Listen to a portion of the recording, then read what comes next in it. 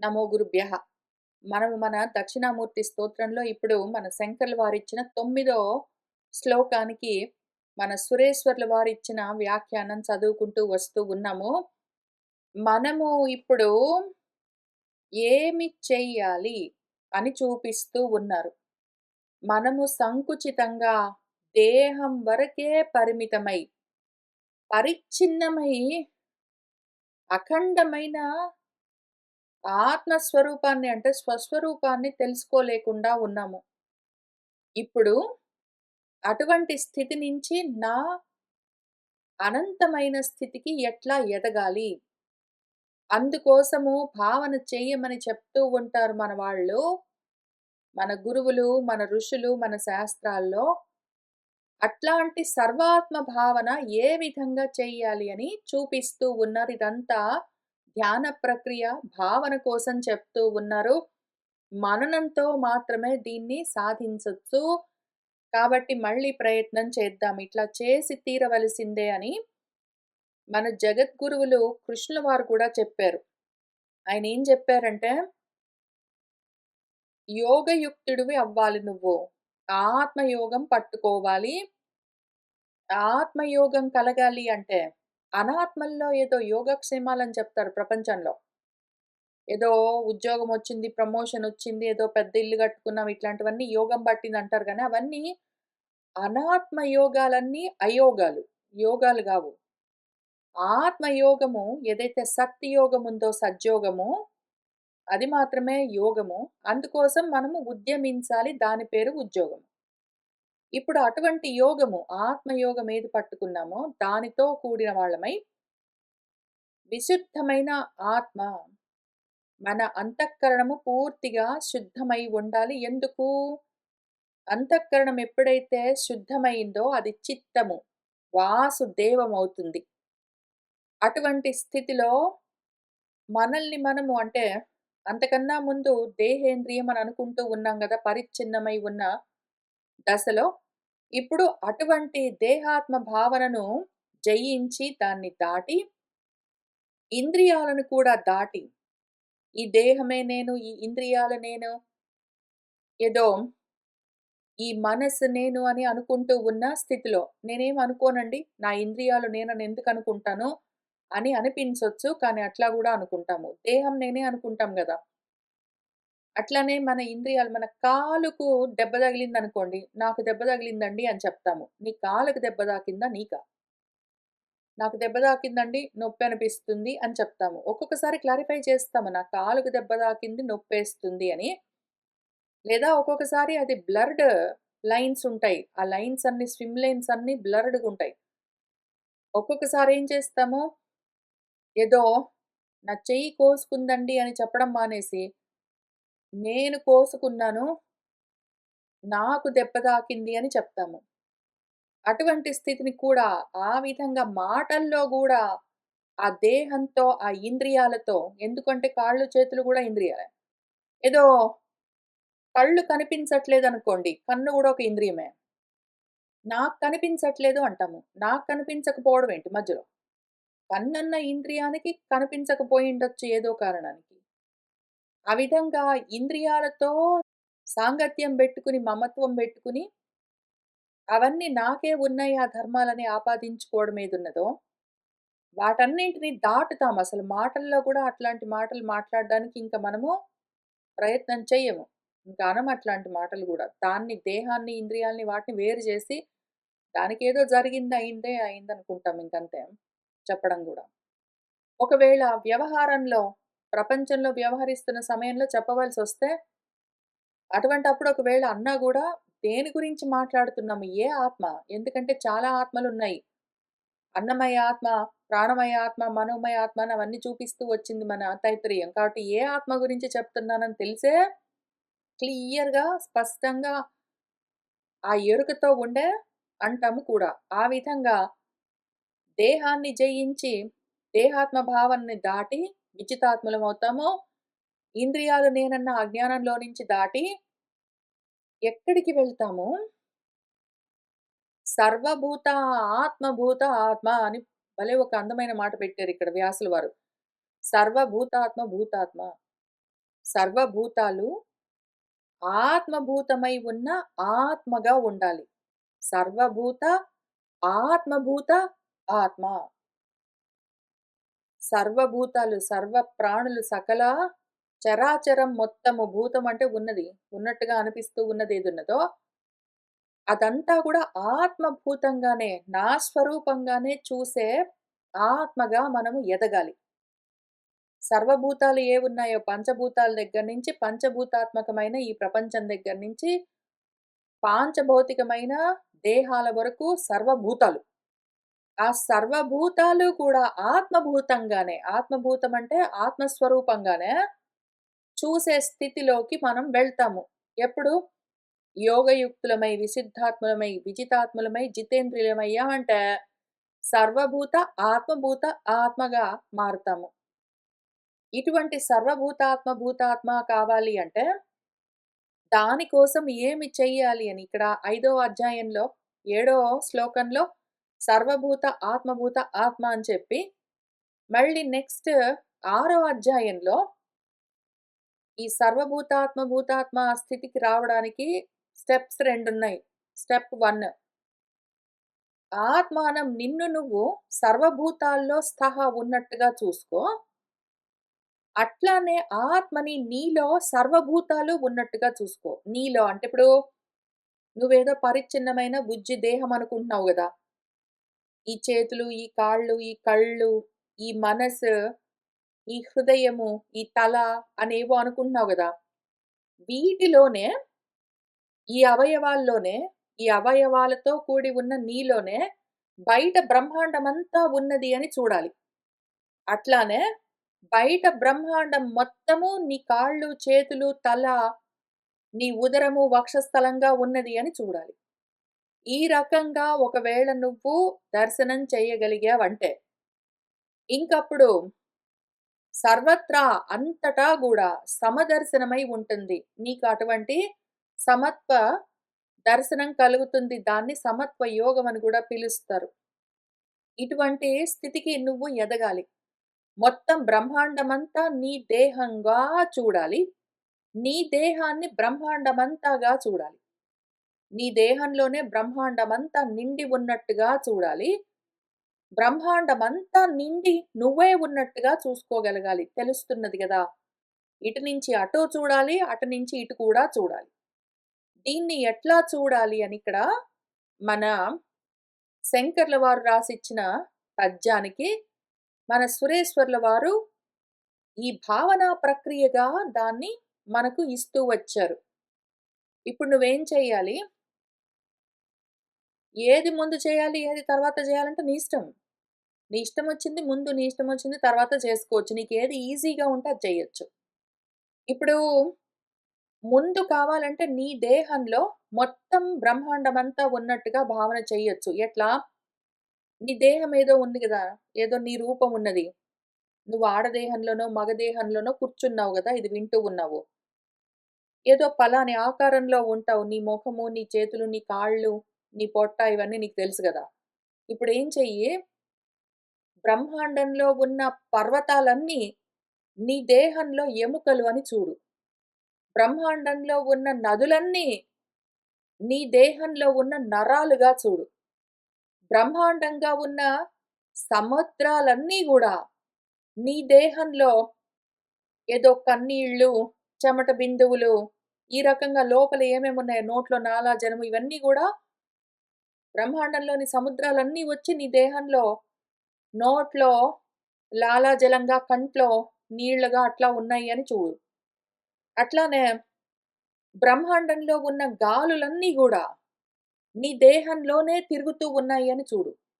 బ్రహ్మాండంలో ఉన్న అగ్నులు, సూర్యుడు అన్న అగ్ని, లేదా మామూలుగా నిప్పులుంటాయి గదా బయట ఆ అగ్నులు, అవన్నీ గూడా నీ దేహంలో ఉన్నాయి అని చూడు. ఇప్పుడు ఎంతవరకు చూస్తూ వచ్చావు? బ్రహ్మాండంలో ఉన్న ఏవో పర్వతాలు, ఏవో భూములు, దేశాలు, ప్రాంతాలన్నీ నీ దేహంలో ఉన్నాయి అనగానే, భూమి అంతా పంచభూతాల్లో ఉన్న భూమంతా నీ దేహంలో ఉన్నట్టే గదా! ఆ తర్వాత అదిగో బయట ప్రపంచంలో ఉన్న నదులన్నీ, సముద్రాలన్నీ నీ దేహంలో ఉన్నాయి అంటే, మొత్తం భూమి తర్వాత నెక్స్ట్ నీళ్ళన్నీ పంచభూతాల్లో నీళ్ళన్నీ జలతత్వమంతా నీ దేహంలో నిండిపోయిందని నువ్వు భావన చెయ్యాలి. మొత్తం సముద్రాలు, నదులన్నీ మొత్తం చెరువులు, కుంటలు, బావులు అన్నీ వచ్చి నీ బాడీలో చేరిపోయాయని భావన చెయ్యాలి.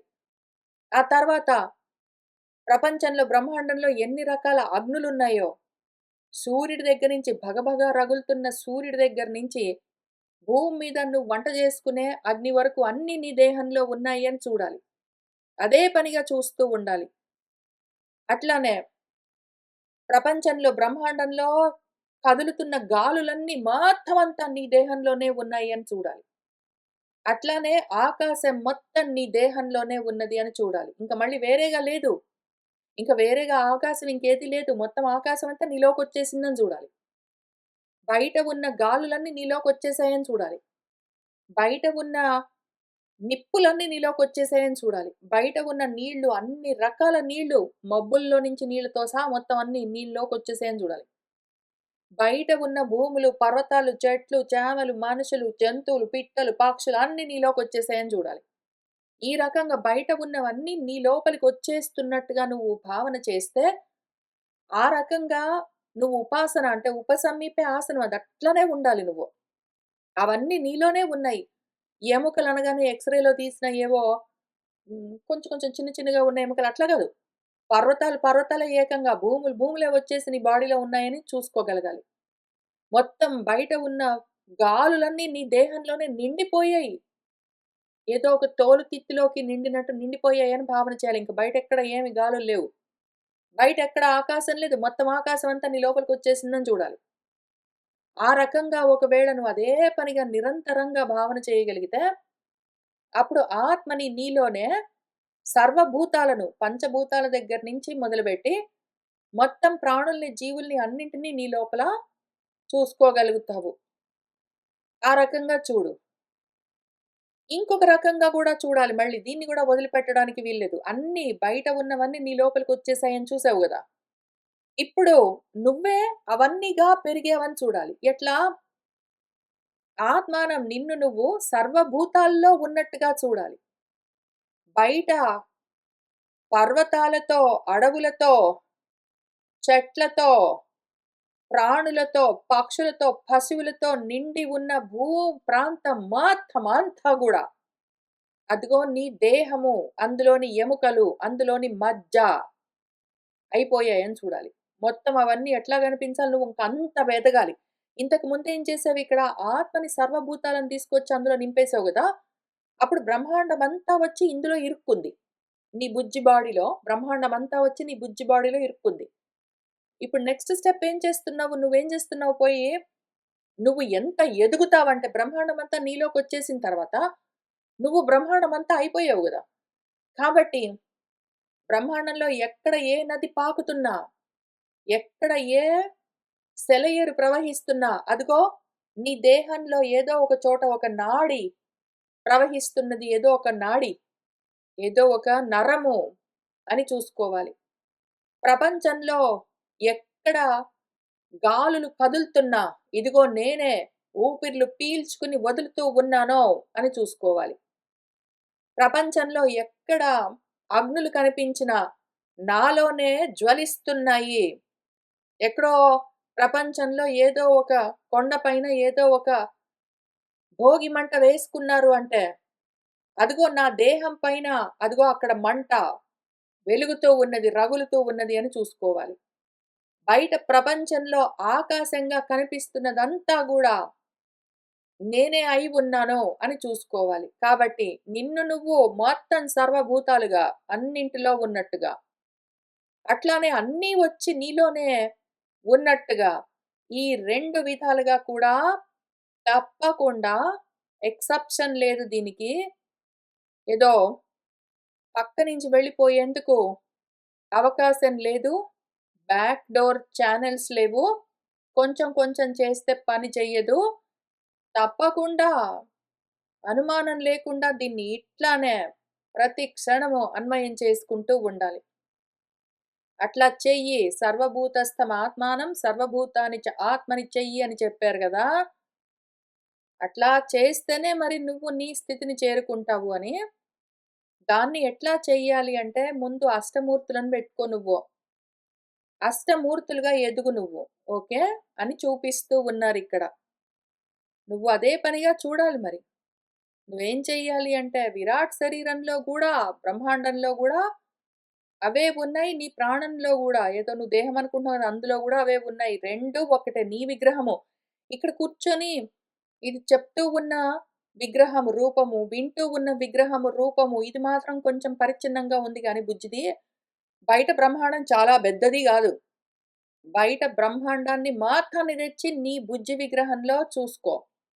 నీ విగ్రహాన్ని బాగా పెంచి మొత్తం బ్రహ్మాండంగా వ్యాపించి ఉన్నాను అని చూసుకో. ఆ రకంగా చేసి తీరవలసిందే. సర్వత్రా జెయ్యాలి. సర్వత్రా అన్ని చోట్ల సర్వత్రా ఎక్కడ ఏది వదిలిపెట్టకుండా చూస్తూ ఉండాలి.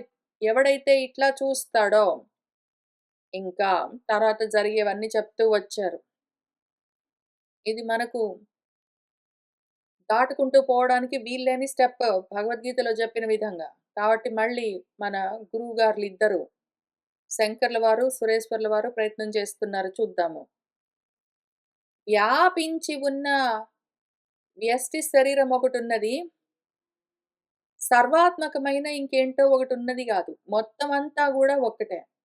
ఇదం మొత్తము గూడా నా సొంత శరీరంగానే వ్యాపించి ఉన్నది అని అనుకోవాలి. అట్లా అనుకుంటే మనస్సు వ్యాపిస్తూ వెళ్ళిపోతుంది. దానికా లక్షణముంది. ఒకవేళ నేను ఇంత మాత్రమే బ్రహ్మాండమంతా ఎంతో ఉంది బయట. నేను మాత్రం ఇంత మాత్రమే అనుకున్నామంటే మనసు అంత మాత్రమే ఉంటుంది. అది అంతవరకే పరిమితమై అంతే వ్యాపించి ఉంటుంది. అంతా అయి ఉన్నాను అని నువ్వు భావన చేయడం మొదలుపెడితే మనసు అంతా అయి ఉన్నట్టుగా అదే వ్యాపిస్తుంది. అదే పూర్తిగా వ్యాపించి నిన్ను ఆ స్థితిలో నిలబెడుతుంది. కాబట్టి మనసునే బెట్టుకుని, ఆ ఉపాధిని బెట్టుకుని నువ్వు ఈ ఉపాసన చేయవలసి ఉంటుంది.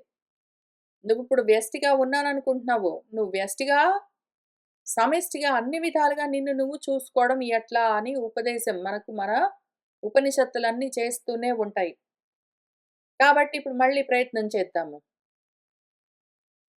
బ్రహ్మాండం లోపల ఏ సప్త లోకాలున్నాయో, ఏ లోకాలన్నీ ఉన్నాయో, బ్రహ్మాండంలో ఉన్న లోకాలన్నీ మొత్తం కలిపి దేహంలో కూడా మూలాధార చక్రం దగ్గర నుంచి సహస్రారం వరకు మొత్తం మాడు ప్రాంతం వరకు అన్నీ కలిపి బ్రహ్మాండంలో ఉన్నవి తీసుకొనొచ్చి నీ మూలాధారం దగ్గర నుంచి నీ మాడు వరకు మొత్తం అంతా నింపేయి గదా! నింపేయి మొత్తం. బ్రహ్మాండంలో ఎక్కడెక్కడ ఏవేవి ఉన్నాయని చెప్తారో, ఎక్కడెక్కడ ఏవేవి ఉన్నాయని నువ్వు విన్నావో, ఎక్కడెక్కడ ఏవేవి ఉన్నాయని నువ్వు చూసావో, నువ్వు తెలుసుకున్నావో వాటన్నింటిని తీసుకొని రా నీ బాడీలో నింపేయి. వాటన్నింటిని తీసుకొని రా నీ బాడీలో నింపేయి.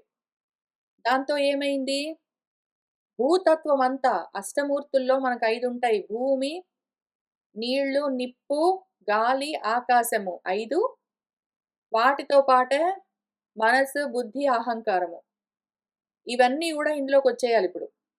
కాబట్టి బయట బ్రహ్మాండంలో ఉన్న మొత్తం 7 లోకాలతో ఉన్నది మొత్తం తీసుకొనొచ్చి నీ బుజ్జి బాడీలో నింపేయి ఇప్పుడు. మూలాధార చక్రం దగ్గర నుంచి బ్రహ్మరంధ్రం వరకు ఉన్నది అని భావన చెయ్యి. ఎట్లా భావన చేయాలి? బ్రహ్మాండంలో ఏవేవో మేరు పర్వతాలు, ఏవేవో పర్వతాలన్నీ ఉన్నాయంటే ఉంటే ఉన్నాయి. అవన్నీ నీ వీణా దండం అనుకో. నీ వెన్నుపూస అనుకో. నువ్విక్కడ కూర్చొని ఇది వింటూ ఉన్నావు గదా! నీ వెన్నుపూస ఏమిరా అనడిగితే, ఉన్నదండి. మొన్న ఎక్స్‌రే తీపించినప్పుడు కొంచెం అటు ఇటుగా కదిలిందండి. నడుము నొప్పి పుడుతుంది ఇవన్నీ గాదు. నీ వెన్ను దండమేమిరా అంటే మేరు పర్వతమే నా వెంటి దండం అని చెప్పాలి. అక్కడుండాలి. అంటే ప్రపంచంలో వ్యవహారంలో జనరల్ పబ్లిక్‌కి ఈ విషయాలు తెలియని వాళ్ళకి చెప్తే వాళ్ళు అర్థం గూడా జేసుకోలేరు. వాళ్ళతోటి ఎట్లా మాట్లాడినా గాని, కనీసం నీ పరంగా నువ్వు దీన్ని ఇట్లానే భావన చేయాలి. దీన్ని అర్థం చేసుకునే వాళ్ళకి ఇట్లానే చెప్పాలి. నీ వెన్ను దండమేది అంటే మేరు పర్వతం అని జెప్పాలి. అట్లానే కుల పర్వతాలన్నీ గూడా నీ అస్థికలు, ఎముకలు అవన్నీ మామూలు చిన్న చిన్న ఎముకలనుకుంటున్నావా? కింద జారి పడితే విరుగుతాయి. ఏవో కట్టేయించుకుంటాను. తర్వాత అతుక్కుంటాయి. తర్వాత ఏంటో కొంచెం జాగ్రత్తగుండాలి అవనుకుంటున్నావా? కాదు. కుల పర్వతాలు, నీ దేహంలో ఎముకలు, రకరకాల నాడులన్నీ బయట ఉన్న నదులు. ఇక్కడేవో ఒకటో రెండో పేర్లు జెప్పారు. గంగా, యమున, సరస్వతి ఇంత మాత్రమే గాదు. గంగా అనుకో నువ్వు దాన్ని, థేమ్స్ నది అనుకో నువ్వు దాన్ని, మిస్సిసిప్పి రివర్ అనుకో నువ్వు దాన్ని. బయట తిరుగుతున్నవి ఏవైనా సరే ప్రవహిస్తున్న నదులన్నీ నాలోనే ప్రవహిస్తున్నాయి. నా నాడులుగా ప్రవహిస్తూ ఉన్నాయి అని అంత స్థితిలో ఉండాలి నువ్వు. మళ్ళీ గంగా, యమున, సరస్వతి అనగానే ఇండియా వరకు మాత్రమేనండి అనేవు. మళ్ళీ సంకుచితమైపోతావు. ఇండియా వరకేనండి గాదు. ఇండియా లేదు సప్త లోకాలన్నీ అని చెప్తున్నారు. మొత్తం భూమంతా మింగేసి, ఆకాశమంతా మింగేసి ఎట్లా నువ్వు వ్యాపించాలి? ఇంతింతై వటుడింతయై తుదకు తానింతై నభోవీధిపైనంతై తోయద మండలాగ్రమున కల్లంతై అని ఎందుకు చెప్పారు? అక్కడ మొత్తం వర్ణనంతా ఎందుకు చెప్పారు? సర్వభూతాత్మ భూతాత్మ అన్న స్థితికి నువ్వు ఎదుగుతూ ఉంటే ఎట్లా ఉంటుంది అని దాన్ని వర్ణించి చెప్పారు వ్యాసుల వారు. దాన్ని అట్లాంటి ముద్దొచ్చే పద్యాల్లో ఇచ్చారు మన పోతన. నువ్వు ఎట్లా ఎదగాలి? నువ్వు వామనుడిగా ఉన్నావు గదా! కానీ ప్రాంసుడిగా పెరగాలి నువ్వు త్రివిక్రముడివై. అట్లా ఎదగాలి అంటే ఏమి? గిట్లా కూర్చొని భావన చేస్తేనే మళ్ళా నువ్వు అట్లా ఎదిగేది. నీ మనస్సు వ్యష్టిగా మాత్రమే ఉన్నాను అని అంతవరకే సంకుచితమై ఉంటే, నీ దేహం వరకే పరిమితమై ఉంటే, దాన్ని పట్టుకొనొచ్చి దాన్ని సాగదీయాలి నువ్వే. ఎట్లా సాగదీస్తావు భావనతో? కాబట్టి ఇప్పుడేం చేయాలి నువ్వు? ఏదో పేరు చెప్తే ఇంతవరకే గాదు. మొత్తం సప్త లోకాల్లో ఉన్న ఎక్కడ ఏ నది ప్రవహిస్తున్నా అన్నీ నా నాడులో అని చూసుకోవాలి. ఆ తర్వాత ఎంతవరకొచ్చాము? ఈ నదుల దగ్గర నుంచి భూతత్వం అయిపోయింది. జలతత్వానికొచ్చాము. పంచభూతాల్లో భూమి అయిపోయింది. ఇప్పుడు నీళ్ళకొచ్చేసాం గదా! నీళ్ళన్నీ మొత్తము నీ నాడుల్లో ఉన్నాయి.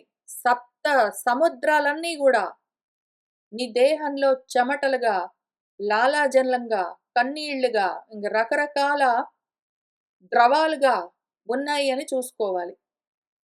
సప్త ద్వీపాలన్నీ గూడా నీ ధాతువులు.